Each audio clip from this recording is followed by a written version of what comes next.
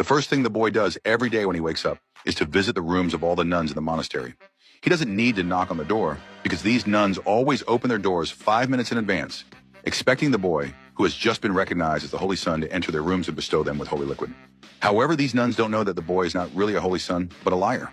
Just a few days ago, the slave Joseph disguised himself as a deaf mute and worked as a gardener in this monastery in order to get something to eat. The old nuns saw that Joseph had a handsome appearance and finally accepted him.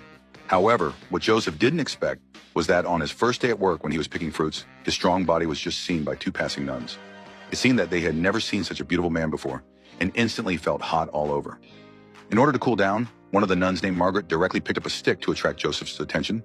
When Joseph got down from the tree, he thought the nun wanted to ask him a question and continued to maintain his deaf-mute persona. Margaret also realized that Joseph might not be able to speak, so she said nothing and directly pulled him into a nearby hidden warehouse. After entering, Margaret immediately lay on the ground and made a gesture to Joseph, but Joseph still didn't understand what she wanted. The next second, Margaret tugged at her skirt, and this time Joseph finally understood her meaning.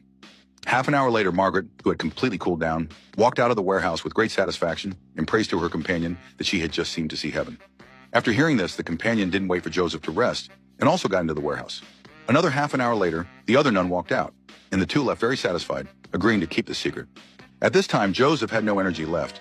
He just wanted to lie on the ground and rest, but he was seen by an old nun passing by. Looking at the young and strong Joseph, the old nun also became interested. She also tricked Joseph into the warehouse and prepared to play games. But Joseph had no strength at this time. He angrily complained to the old nun about the process of being taught a lesson by the 2 nuns just now. Unexpectedly, the old nun seemed to have known this matter for a long time. But what she cared more about was that Joseph had actually spoken. Joseph also realized that he had exposed himself.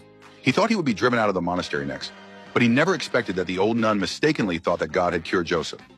She excitedly ran back to the monastery and rang the bell, telling all the nuns that a miracle had come. Everyone directly regarded Joseph as the Holy Son.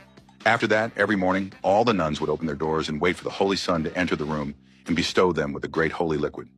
In this way, Joseph and the nuns lived a happy life together.